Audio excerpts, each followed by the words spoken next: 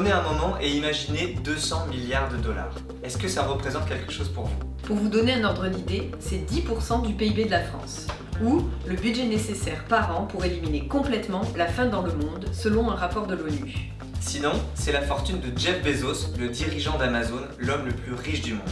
Alors, à qui profite cette fortune? Certainement pas à ses employés. Amazon recourt massivement à de la main-d'œuvre intérimaire et précaire.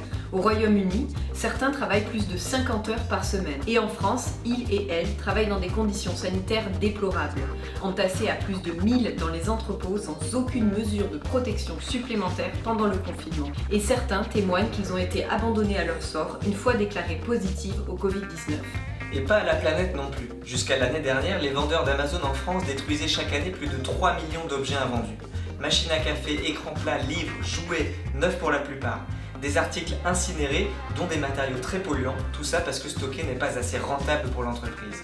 C'est une logique nocive pour la planète qui pousse à la surconsommation où en un clic on peut acheter plus facilement un produit au bout du monde, pourtant disponible en France, induisant des transports longs et polluants et l'exploitation de travailleurs précaires à travers le monde. Et définitivement pas à la communauté. Amazon pratique l'optimisation fiscale dans l'ensemble des pays où ils sont présents. En France, ils déclarent environ 1/8 de leurs revenus, un manque à gagner énorme pour nos routes, nos rails, qui pourtant sont utilisés allègrement par l'entreprise. Amazon est aussi une entreprise irresponsable et indécente. Pendant le Covid, la compagnie a par exemple fait un appel aux dons aux particuliers pour financer les congés maladie de ses propres employés aux États-Unis. Alors, à qui profite cette fortune? À Jeff Bezos donc, l'homme qui a le plus tiré profit, littéralement, de la crise du Covid. En un an, en pleine crise mondiale, sa fortune a enflé de 90 milliards de dollars, soit 246 millions de dollars par jour. Et qu'on se le dise, chaque achat sur Amazon est nuisible pour tout le monde, sauf pour Jeff Bezos.